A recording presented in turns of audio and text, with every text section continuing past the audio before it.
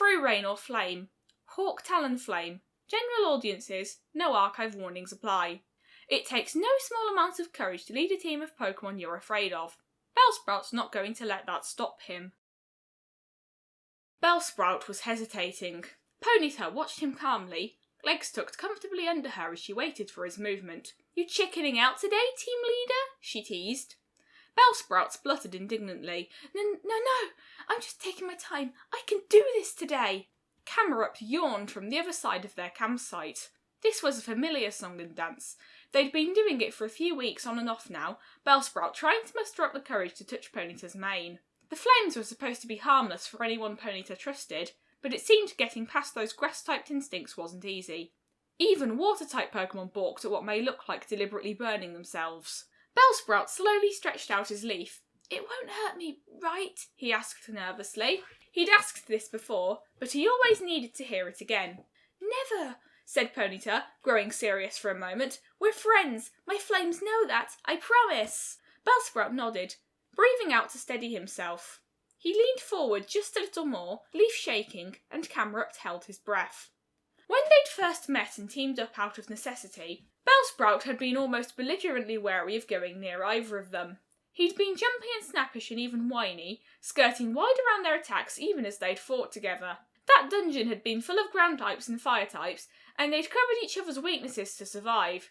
They'd talked, gotten to know each other, learned that Bellsprout had barely escaped a forest blaze several months prior and was terrified beyond normal levels as a result. And yet afterward, instead of parting ways, the logical conclusion to their little alliance, they'd decided to stick together. Camerupt still didn't know quite how that had happened, but since then, he'd shared his life with a feisty Ponyta and a Bellsprout who worked every day to become more comfortable coexisting and fighting alongside his biggest fear. To think Bellsprout had gone from that snappish, anxious state around them to putting his trust so completely in them as friends, on no incentive but his own, it warmed his heart. Unexpectedly, Bellsprout, in a seeming courageous burst, let his outstretched leaf tip make contact with Ponyta's mane. Camerupt cheered under his breath. Bellsprout trembled, and Camerupt thought he would pull back right away. Instead, he stayed 1 second, 2, 3, then gasped and yanked back with a yelp, flapping instinctively to put out any flames and cradling the limb. Was he okay? His teammates watched intently, a little worried despite themselves. Shaking, Bellsprout straightened up, having ascertained himself to not be on fire. Wow, that was stressful, he wheezed. The other two sagged in relief. It was amazing, Ponyta declared. You've come so far. I knew you could do it, added Camerupt proudly. Aw, Bellsprout covered his eyes. You are both too nice. This wouldn't be a big deal at all for either of you. I never know why you both think so highly of me. It'd be a bad test of courage for us, Camerupt admitted. For me, it'd be more like taking a dip in water and expecting to be fine. He shuddered, the image of sinking endlessly searing through his mind before he could banish it. As if summoned by the barest mention, the clouds rumbled overhead, interrupting their little triumph. A droplet made Ponyta flick her ear as it landed. Camerupt groaned and heaved to his feet, already heading towards the tree line as fast as his stocky legs would take him.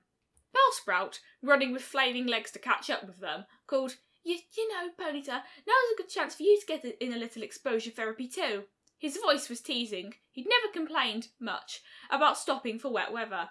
He also didn't suggest Camerupt try it. The effect of water meeting magma, even drops of rain, tended to be unpredictable and deeply uncomfortable, and occasionally cause eruptions. Ponyta actually hesitated, inspired.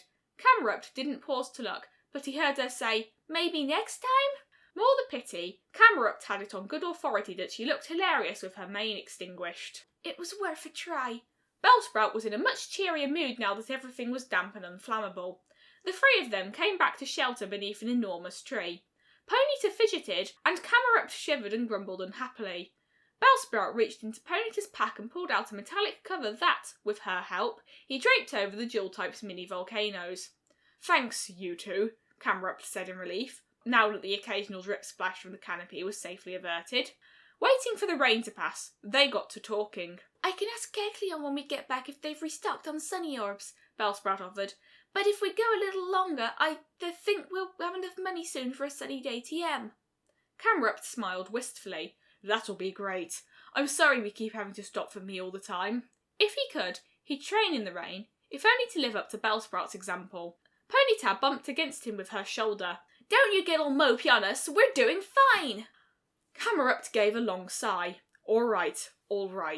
Then hey, let's talk about today's success. You're going to be over your fear of fire in no time at this rate, Bellsprout. Well, I don't know about that. Ponyta smiled down at him. "I bet you'll be able to ride on my back at least. We'll have a great time!" Bellsprout smiled back, looking unconvinced.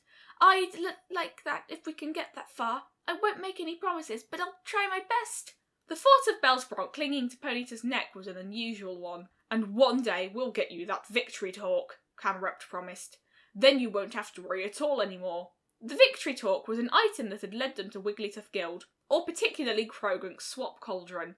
A tradable item that could make a Bellsprout completely impervious to flame? Who could use it better than their own team? Bellsprout was strangely silent for a moment. "You know," he began, "I've been thinking. I've heard there is a special item for Camerupt too. The Erupt Scarf, right?" Camerupt blinked. "Yeah, that's right. It protects my kind from being harmed by water." "Well, I think it makes more sense to focus on getting that item first. Your weakness to water is a more pressing matter than my issues with fire. It would mean you were safer if we ran into danger. I can't protect you from every watery threat." Camerupt stared down at his little leader. "We promised you the victory talk first," he said uncertainly. Flashing through his mind were all the situations where his weakness had made it difficult to explore, to travel, to live.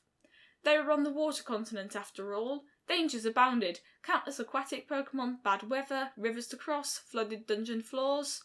Bellsprout smiled up at him. "I'm working hard on my fears, but you haven't got the same opportunity, have you? I can handle it for a while longer. After all, I trust you two not to hurt me." His smile turned conspiratorial. "And imagine the look on the face of any water Pokémon that tries to take you out in one shot." Camerupt burst into loud laughter. If he was tearing up, that would explain it.